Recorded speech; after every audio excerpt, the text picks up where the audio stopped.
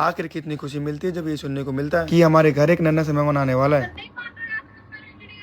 सुबह सुबह मैं चाय के नशे में मदहोश हो ही रहा होता हूँ, इतने में ही मेरे हाथ से कप छीन सुबह सुबह ही सारा मूड खराब कर देती है। क्यों हो रहे हो? आपके लिए एक सरप्राइज है। और सरप्राइज के नाम पे एक छोटा सा गुड्डा देकर सुबह सुबह ही मेरे हाथों में थमा देती है। लेकिन मैं इस गुड्डे का क्या करूँ? अरे आपको तो कुछ समझ में नहीं आता। फिर ये अपने हाथों में मेरा हाथ रख के एक अनोखी चीज मेरे हाथों में थमा देती है और इसे देखने के बाद मानो एक नए जीवन की शुरुआत फिर से होती है। और ये खुशखबरी सुनाने के लिए हम दोनों मम्मी जी के पास पहुंचते ही हैं। मम्मी जी तो उस गुड्डे को देखकर तुरंत समझ जाती है हमारे घर में एक नन्हा सा मेहमान आने वाला है। फिर खुशी से मम्मी हम दोनों गले लगा अभी से इस गुड्डे से बात करना शुरू कर देती हैं। फिर हम दोनों तैयार होकर सबसे पहले डॉक्टर के पास जाकर अल्ट्रासाउंड की रिपोर्ट लेते हैं और फिर इस गर्मी से राहत पाने के लिए मस्त मलाईदार नारियल पानी पीकर इसके 2 टुकड़े करवाकर इसके अंदर की सारी मलाई खाकर शॉपिंग करने के लिए हम दोनों जूडियो पहुंचते हैं। इनका हाई वोल्टेज ड्रामा फिर से चालू हो जाता है, लेकिन इनके हाथ पैर जोड़ने के बाद अंदर आते हमें कुछ समझ ही नहीं आ रहा था आखिर ये कपड़े किसकी ले लें, क्योंकि हमें तो पता ही नहीं नन्ही जान किस रूप में आने वाली। लेकिन एकदम से मेरे कानों में आवाज आती है देखो मेरे लिए कपड़े हैं।